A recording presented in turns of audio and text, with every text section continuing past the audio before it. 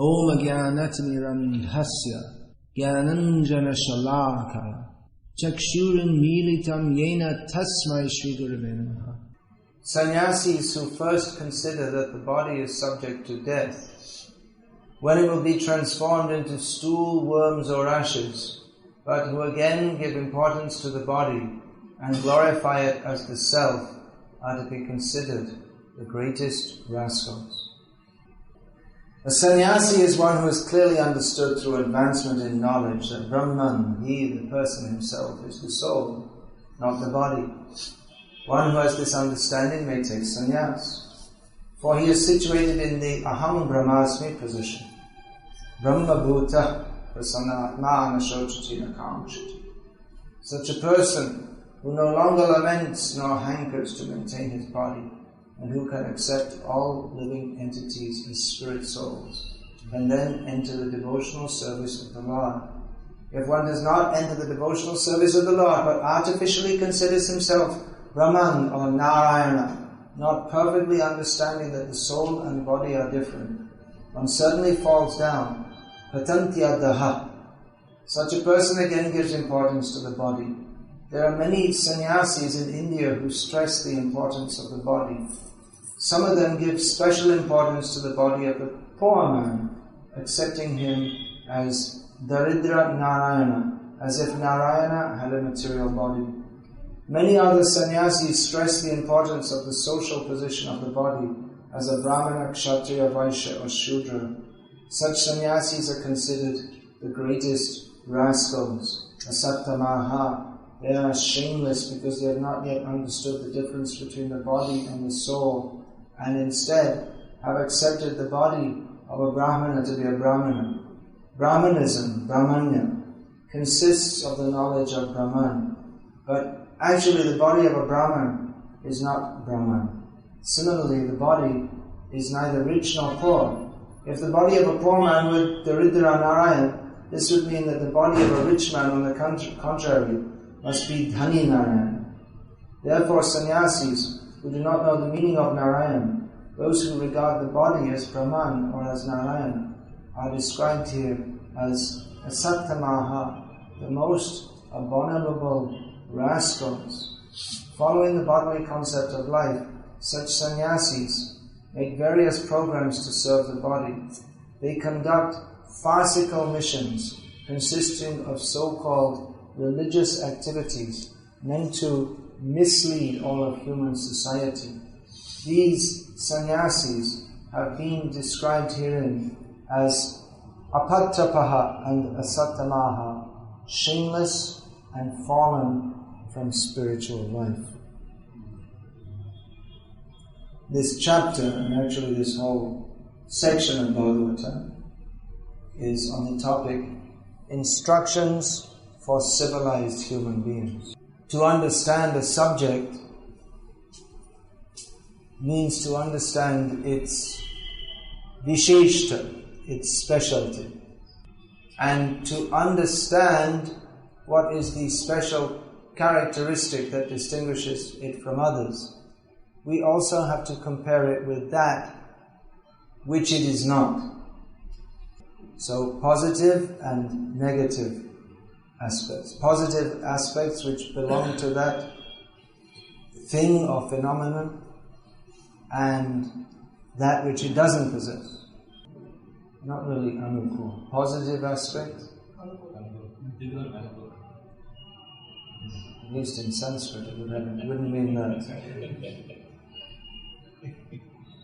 What happens is, in the dictionary there's more than one meaning of a word, and then they take it and use it in the wrong context. And it has a different... Just like you were going to translate a miss is as good as a mile, and miss you are going to take for a young lady, where it means to miss the target. Anyway. So here's being discussed sannyasis who have fallen from the position of sannyas. This is not instructions for this is not civilized. This is uncivilized. So why is it being described in the chapter on instructions for civilized human beings? It's being discussed to understand what is the actual position of sannyas by differentiating it from that which it is not. People often misinterpret. Just like in Bhagavad-gita, Lord Krishna says, Yatecha sita takuru. He tells Arjuna, you do according to your wish. And some people take it to say, yes, you see, Bhagavad-gita, Lord Krishna says, you do whatever you like. But they don't take it in context. That if you do what you like independently of Krishna, then you have to suffer in material life. Ya shastra vidimutsvaja vartate kamakarataha nasa siddhim avapnoti nasukham na param gatim. You know the verse? That those who act independently and whimsically without following shastric injunctions, they can attain neither siddhi nor sukh nor paramgati. Now here's described about sannyas. Sannyas is only accepted in civilized society. Civilized society actually means varnashram society. And within varnashram society, the topmost position in terms of varnas and ashrams is that of a sannyasa. Varnashram is the interface between material and spiritual life. It is a system which is meant for regulating material activities in such a way that one may be elevated to spiritual life. In one purport, Srila Prabhupada stated that the whole purpose of the Varnashram system is to help us to become free from sex desire. So sannyas is the position of being free from sex desire, or at least, if not totally in control of sex desire, at least, in other words, the desires may come, but has enough strength of mind to control those desires and not act according to them. Apuryamanam achala pratishtam samudramapa pravishanti yadvat tatvat kama yam pravishanti sarve sashanti mapnoti na kama karani. As Lord Krishna mentions in Bhagavad-gita, a person who is not disturbed by the desires which enter the mind, just like rivers, ocean, mighty rivers enter the ocean, but the ocean is not disturbed. So such a person can attain peace, not one who strives to fulfill the desires. So desires may enter the mind, but one who does not act on those desires, he is fit for taking sannyas. How is that possible?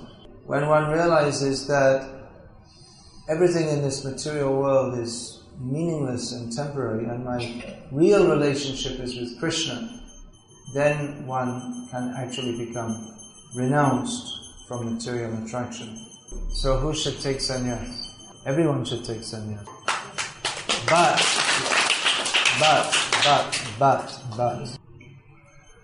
everyone shouldn't take sannyas. One should take sannyas who can maintain that position. Now, it's stated in Shastra that as soon as one has the consciousness of being detached from this material world, he should immediately take sannyas. As soon as this understanding that this material body, what is its future? Here it's stated, Vit Krimi Bhasmavat. The body may become stool, insects, or ashes. But anyway, I changed course in the middle of a sentence. Sorry about that. Just like the Parsis, they have a system of disposing of the dead body. They have a high tower and they put the dead body there and the vultures come and eat it. Yeah, the only one making any noise are the vultures. So, in that case, the dead body becomes vulture stool. Not even Brahman stool. Vulture stool. Or, if the body is buried, then instead of the vultures having a feast, the worms have a feast. the body nourishes the bodies of insects. Or in civilized society, the body is burned. That's why sometimes they ask, why you're saying you have this very old civilization in India, then why we don't find any dead bodies? Because they burn them, because they're civilized. This stupid idea of making big graveyards taking up so much space and it's full of ghosts. Ridiculous idea. So, this is the future of the body. The young people are thinking, what will I be in future? Computer engineer, space pilot, company manager, what will I be in future? Well, we can tell you that if you're thinking of body, then you'll become Vit Krimi Bhasmavat. Your PhD, MSc, head of company, famous whatever, will end up as stool, insects or ashes. Yesterday we visited the home of a Telugu gentleman living in Vellore. So he's a relatively rich man, and in his house he had next there separate bedroom for husband, wife and only daughter, and attached to each bedroom was a dressing room in which there's combs and lipsticks and all different kinds of talc and 4 kinds of air freshener and all kinds of things for dressing up the body. I saw in my childhood, I had 4 sisters, and so much of their life was sitting in front of a mirror, combing their hair, putting on makeup and all these kinds of things. Very important part of life, dressing up the body. But it will become Krimi Bhasmavat. You should have understood what that is now. So, understanding this, one should think, what is this life? And just become free of material attachments. So, why doesn't everyone just take sannyas? Why in ISKCON do we have a rule that you have to go through so many procedures before taking sannyas? In the verse previous to this has been mentioned the word vantashi. That means one who vomits and then looks at the vomit and says, that looks pretty good, and eats it. That's not very civilized. But it has been seen within our society. Persons become inspired to take sannyas considering the temporality of this body and the eternality of the soul. Temporality means temporary nature, opposite of eternality. But then again become attached to material life. In this purport, Srila Prabhupada is condemning those Mayavadi sannyasis who have institutionalized a materialistic understanding of sannyas, in which they're encouraging bodily concept of life, without naming a certain rascal who had no vivek. There's one rascal being referred to in this purport. Vivek means to discriminate, particularly means to discriminate between spirit and matter. But a certain so-called sannyasi recommended eat more meat because it's good for the body. The body will become more strong. He was saying, I heard that this Vivekahin Swami had said you should eat meat, and I had Sri Giridhari, and he contacted Ramakrishna Mission and they gave him the quote. I tell you, eat more meat. It'll be good for you. You can become more strong. So it's not necessarily true that you become strong by eating meat. I mean, this body was brought up by eating meat. Look at it. It's not very strong, is it? Whereas the elephant is a vegetarian. Anyway, we're not so much interested in the body, we're interested in what is actual Atma. So, sannyasi is supposed to be on the platform of Atma Gyan, and therefore is fit to take sannyas. Because as long as one does not have Atma Gyan, then he will become attached to anatma, that which is not spiritual, namely the body and everything in connection with it. So that's why we don't recommend that everyone take sannyas immediately. Because one may have a sense of vairagya, non-attachment. But that may turn out to be smashan vairagya. When you go to the samshan, as it's called in Hindi, go to the smashan, your mother died, your father died, something like this. And then you see the body is burning, and you think, what is this like? Everything simply ends like this. And you feel a sense of detachment. This body that I'm spending 3 hours in front of a mirror every day to make it look nice, it's going to end up getting burned. So one feels a strong sense of detachment from material life. But then you come away from the smashan and there's a little meeting of all the relatives and they say, oh, how are you? I didn't meet you for a long time. How's everything? Oh, your little daughter, what standard is she in? And you forget all about the vairagya and become completely in Maya again. That's why there's a system of varnashram. Because actually everyone should take sannyas.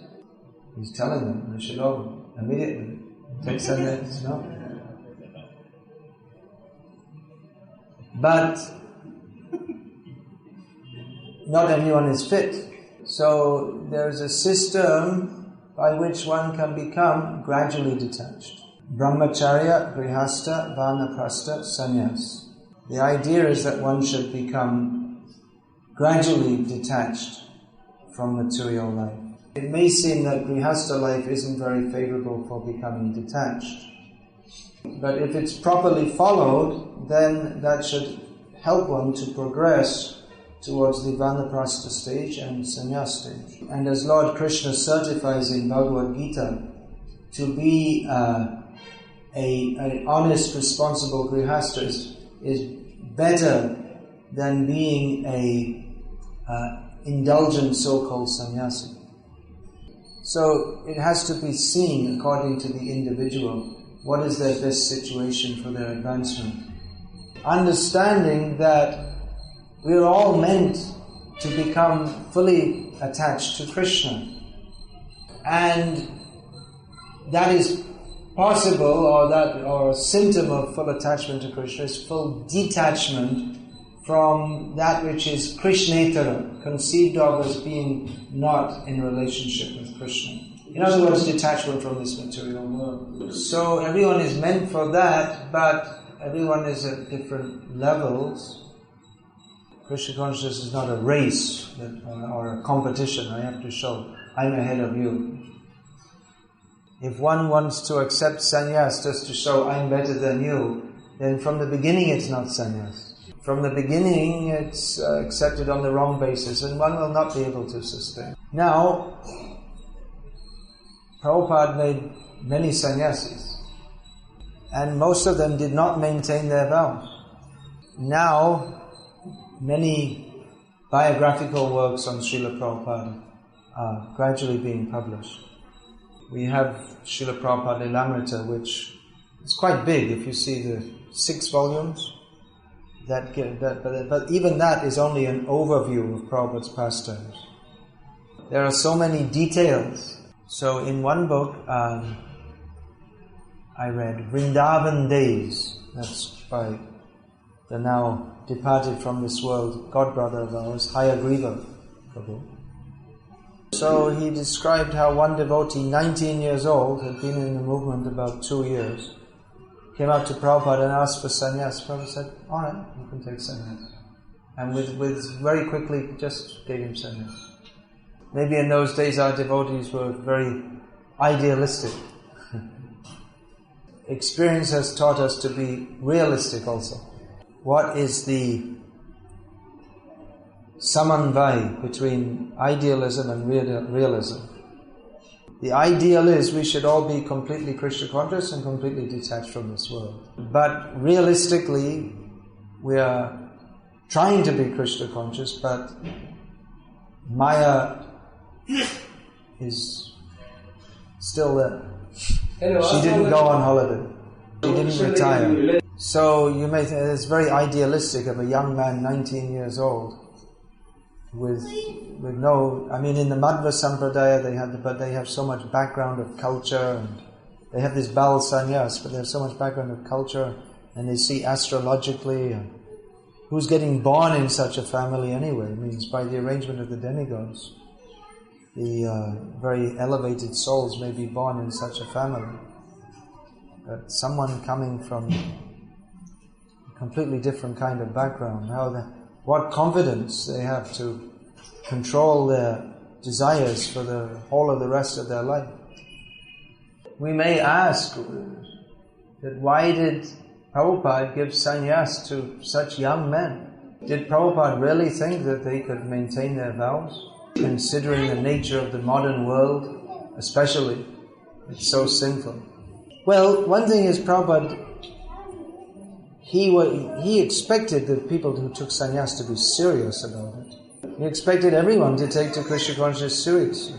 Prabhupada, one time they were discussing devotees who don't chant 16 rounds after initiation. Prabhupada said, they're not devotees, they're animals.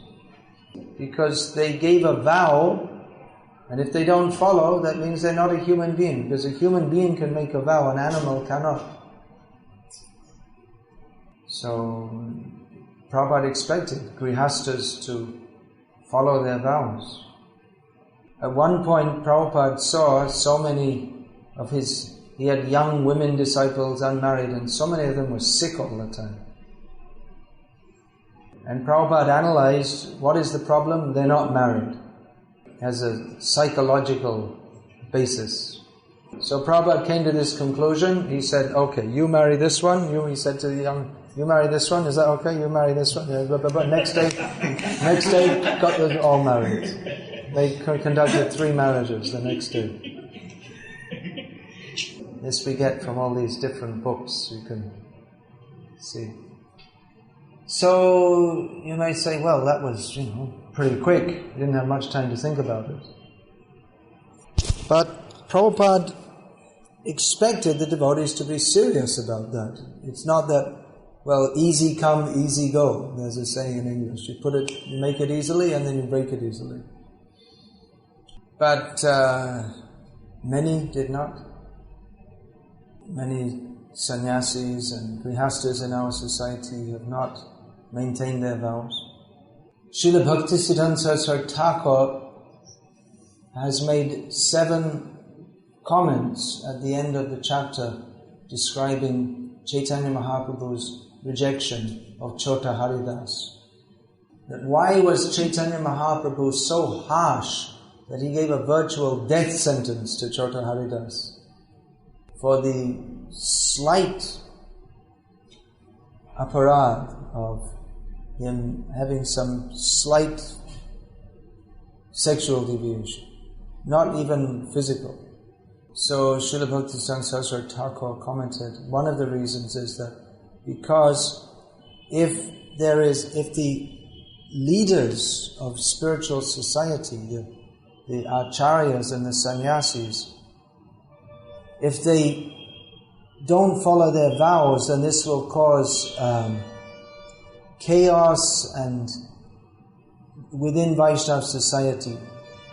Acharya means one who teaches by example. So, if Acharya or one in that position becomes Durachari, then it becomes a very bad example for the rest of society. In Bhagavad-gita, Lord Krishna says, Apichit suduracharo bhajate mamananya bhak sadhureva samantavya. That even if one is fully committed to serving Krishna, but due to some bad habit commits some abominable activity, but if his intention is to go on serving Krishna, then he's to be considered a sadhu, not asadhu. So someone who is an acharya but doesn't properly represent that position, still if they go on serving Krishna, we can accept, yes, devotee. But there's a difficulty with that also, that people think that, well, It's okay. He can do, and he went on, so I can also do. And we're practically seeing that. One of my, I don't know, you can say disciple, at least I initiated him. He went back to the country he's from in Europe and made a liaison with the wife of another devotee, and he's living with her. She's not living with her husband anymore. Animal life. And the devotees there, they don't accept them to come in their meetings or anything. And they're saying, well, what's the problem, So many people do like that. Because even one of the leaders there, actually he was initiating Guru, he did the same thing with one of his disciples. So now people are saying, so what's wrong? It's okay, everything's alright. Guru does, then we can also do. In other words, they've introduced the animal life in the name of Krishna consciousness. You might think I shouldn't say these things, but these are realities in our society. And don't think it's not going to come to India. It's coming. Everything's coming. All the degradation is coming. Because we're not able to, I'm able, but others are not able to say that this is sinful life, this is wrong. No one from our ISKCON official side, no one said anything against this. And now devotees think, well, it's okay, you can do it. Because something may be written in Shastra, but they look to see what are the persons doing. The Guru has to be embodiment of Shastra. If the Guru doesn't, what is that? Achinoti Shastrani Acharya Stapyatyapi Swayam Acharate Yasmat Acharyastena Kirtitaha. Acharya means one who knows what is Shastra, one who lives by Shastra, one who teaches by Shastra. So if an Acharya, or one who has accepted that position, acts in a manner different to Shastra, then it creates confusion. Either he should say, I'm wrong, or if he doesn't say I'm wrong, then he's saying indirectly that Shastra is wrong. And that's what's going on. And now people, so many of our own devotees, they don't care, it's in the book. They say, it's just in the book. In other words, they're becoming atheists due to the misbehavior of some of our leaders. Vedna mania bodh hoito nasti. The Buddhists are considered atheists because they don't accept Shastra. So there are many colorful theories floating around our society at the present time, just like, well, we accept what Prabhupada said about spiritual things, but we don't accept what he said about material things, because, he's just another human being. They say. They have to. Otherwise, how are you going to introduce feminism, homosexual marriages? You have to go against Shastra and Guru. So Prabhupada is in this purport speaking against those who have in the name of sannyas, they have institutionalized atheism. We have to be very careful in our own society we don't do the same thing. Now you're all very enthusiastically distributing Prabhupada's books. Why are you doing that? Well, there may be various reasons, but how can we sustain book distribution over so many years? We have some devotees like Vijay Prabhu, they're distributing books. So many, all their life, they're going on and on. They're able to do because they have full faith that this is the absolute truth, which is the only benefit for human society. If we don't have that conviction, then why should we distribute? When we understand that this materialistic society is totally misled and that people need Prabhupada's books, then we'll want to distribute them and we'll go on and on doing so. But if we think it's just some writings of some person who was quite good, but got some things good, but some things not quite right. If we think like that, then we ourselves will want to follow, nor will we want to make others follow. Then we'll be more instead of teaching Bhagavad-gita as it is, we'll be more interested in teaching mundane psychology and sociology and changing the message of Bhagavad-gita to fit the modern psychological theories and so many bogus things. And we may think, well, Prabhupada, it's too heavy, like the last words of this purport, shameless and fallen from spiritual life, and we may think, well, that's not very nice. As soon as we start trying to measure, this is right, this is not right, then we are shameless and fallen from spiritual life. We have to accept Shastra in the same way, Shastra and Guru in the same way that Arjuna accepted Krishna's words in Bhagavad-gita. Sarvam etad vritam manye yam mang vadasi Keshava. O Keshav, I accept fully everything that you say. So, we should go forward in Krishna consciousness according to our present stage of advancement, carefully with proper guidance, with full faith in Guru, Sadhu and Shastra, that these are our guides. By following this, we can attain all perfection. But we have to be very, very careful of the cheating mentality, by which, in the name of spiritual life, we reconvert it back into material life. Just like the Christians, they keep the picture of Jesus hanging on the cross, and they say, we believe in Jesus, and they just do whatever they like without caring anything that Jesus says. We believe in Jesus. Prabhupada once in Hyderabad, he was walking with some of his disciples, he said, that then what's wrong with Christianity? What's the problem? And devotees were giving different suggestions. They eat meat and this, they don't. So they gave different suggestions and said, no. What's the basic problem in so-called modern so-called Christianity? And then one devotee offered the suggestion, well, they don't follow Christ. Prabhupada said, that's the problem. They say we are Christian, but they don't follow Christ. What is the meaning? It's hypocrisy. So, we should be very careful of this mentality also, that we Jai Prabhupada, picture on the wall, and we don't follow anything he says.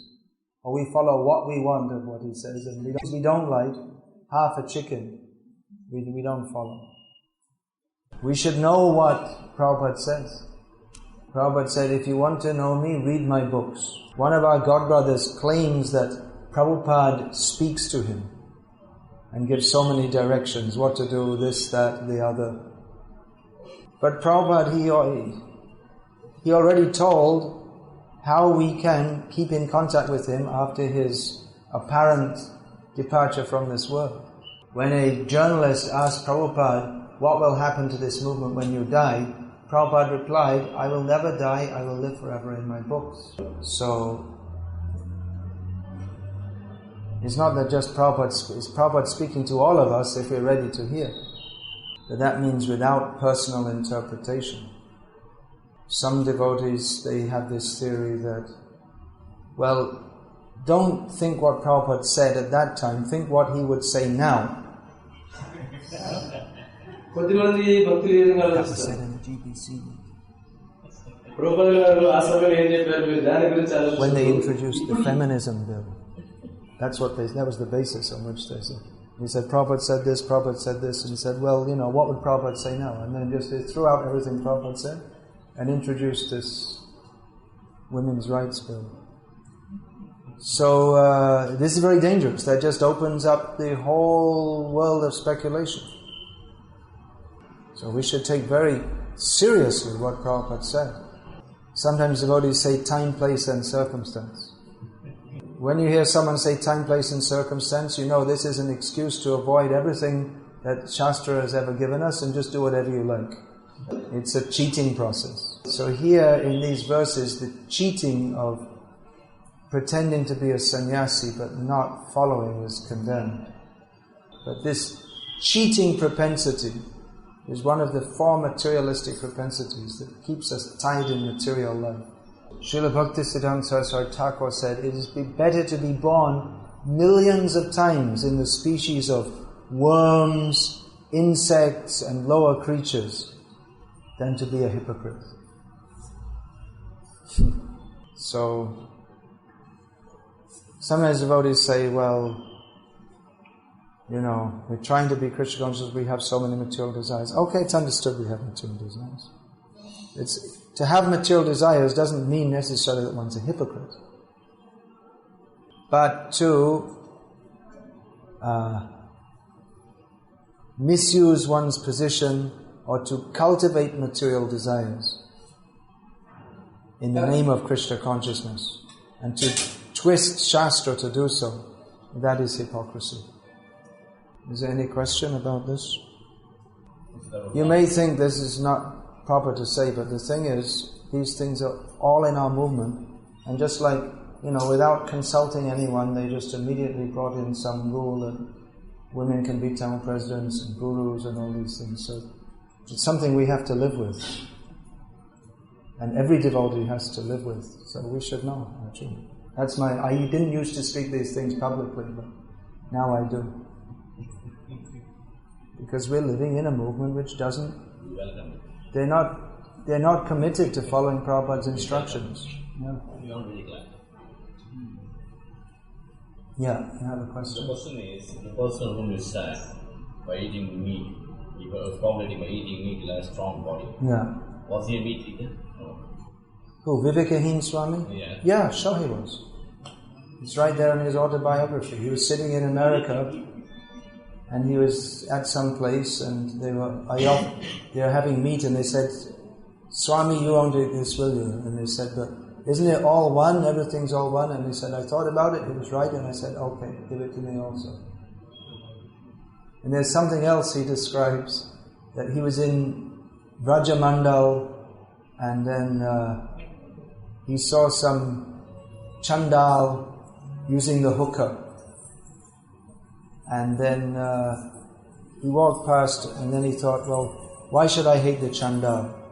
And he went back and said, hey, let me use the hookah also. He said, well, you can't use my hookah, this chilam, something like that. Hubble bubble. No, not necessarily ganja, you can smoke tobacco with that also. I saw many times in Bengal, people smoke tobacco with that. Makes it cool. So then Swami, the Chandal didn't want to give. He said, no, how can I give? I'm a Chandal, you're a sannyas. It wasn't on the point of whether or not you should take tobacco, it was on the point that I'm from a low background. And Swami whatever his name was, said that, no, you are me and I am you and we are all one. And he demonstrated his oneness with all living beings by using the hookah used by a Chandal. So these people are very sinful. Prabhupada, this whole purport's against this rascal mission. They conduct farcical missions consisting of so-called religious activities meant to mislead all of human society. In the Bhagavad-gita as it is, he also says there is a mission in which they propagate worshipping of demigods as being, or worshipping of all the demigods is all the same. There is a mission, Prabhupada says. Which mission? We know. That's a lot. Anyway. South India, some people, they're not bona fide. Only some. Pretty much everyone.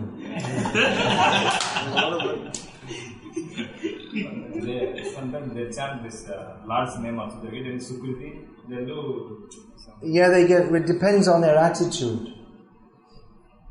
Just like Smartas traditionally chant Vishnu Sahasranam, and many of them also. You want to translate that question first of all? Those who are not in the Vaishnava understanding but who chant Harinam, do they get Sukriti? And my reply is that it depends on their attitude. Traditionally, Smartas, many of them used to chant Vishnu Sahasranam and Venkatesh Suprabhatam and all this kind of thing. So they're chanting, but they're thinking that Vishnu is one of the devatas, one of the leading devatas, and especially they chant thinking we will get free from sin by doing so. So actually it's offensive. So they may get some material sukriti, but along with that they have to take the results of their offense. Actual chanting, when it's mentioned Shravanam Kirtanam Vishnu, this kirtan doesn't mean somehow or other opening your mouth and making the sound. Before kirtan it comes Shravan, and Shravan means to hear from pure devotees. Without Shravan there is no actual kirtan. It's not actually Krishna kirtan. Kirtan means to glorify. And if we're thinking that Narayan, he's also like one of us, then that's not kirtan. So without sambandha gyan, there's no actual spiritual life. You may say, well, they're glorifying him, but that glorification is actually aparad. Just like one of the presidents of India was from a very backward community, Narayan or something his name was. Or Devi Gowda was from some backward community, is it? So if we say Devi, at the time you say, oh, he's the, which community? Devi Gowda. Or we say, let's just say outcast. So if we say, or if we walk up to him and say, oh, you are the best of the outcasts. So is that glorifying him? He's supposed to be in a position beyond. President of India means you shouldn't judge him according to his caste. But if you say like that, it may sound like glorification, but it's not. So if we think Narayan is the best of the, praise him, you're the best of the demigods. That's not glorification. It's ascribing a lower position to him than he actually has. So we should know what is kirtan. First there has to be hearing. One may follow celibacy for his full life because he is devoted to that ashram and rules and regulations, but still the desires are existing. How can we understand this?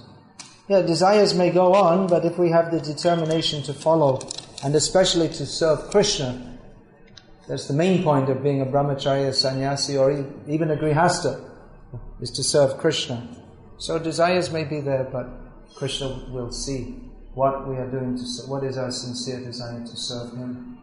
And so we have heard, it's a well-known story that one devotee said to Prabhupada that we're distributing your books, but all the time we have to talk to non-devotees and we get influenced by their association, and how can we remember Krishna at the time of death?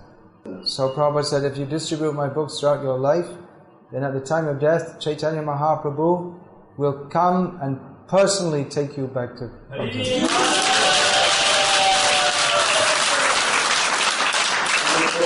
They don't need, what do they need the translation for?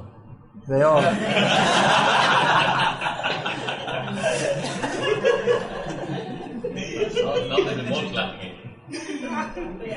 No, they can all understand. No? You should just keep simultaneous translation in the corner for 4 or 5. Then you'll get double your money's worth. Isn't it? You'll get more for the same time.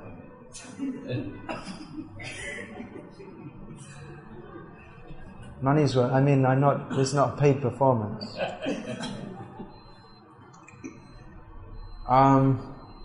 So why don't you all do that? You may have so many, this desire, that desire. You can just stay here and distribute books all your life and go back to Godhead. So why think of anything else? You can do it. The mind says this, and the mind says that, and the mind says this, and that, and this, and that. You just go on serving and go to Krishna, that's all.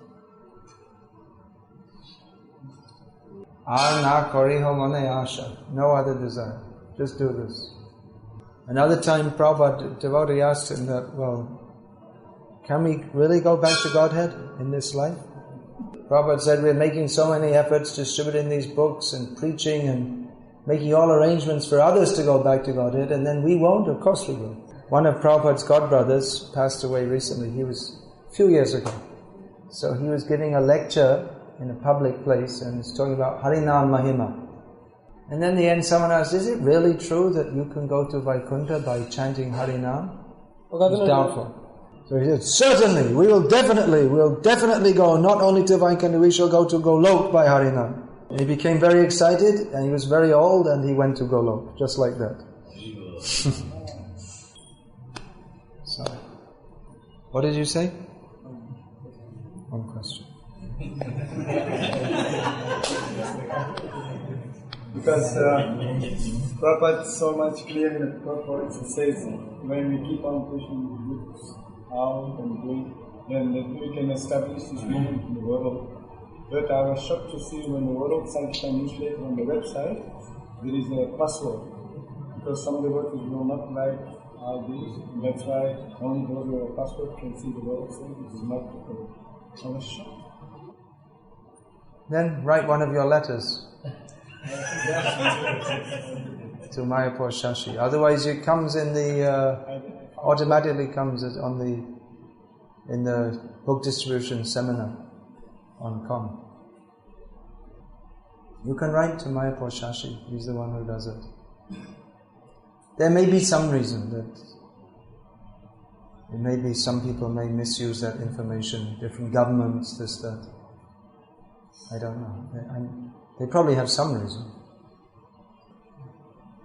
I mean, Mayapur Shashi was the one who, the Sankirtan newsletter stopped for some time at one point, and he was the one who revived it, and has been keeping it going for the last so many years. So it's not that he's, again, no one pays him to do it. The Krishna has that website, everything is... Yes, so you write one, you're a good letter writer, so write one of your letters, I suggest. Hare Krishna.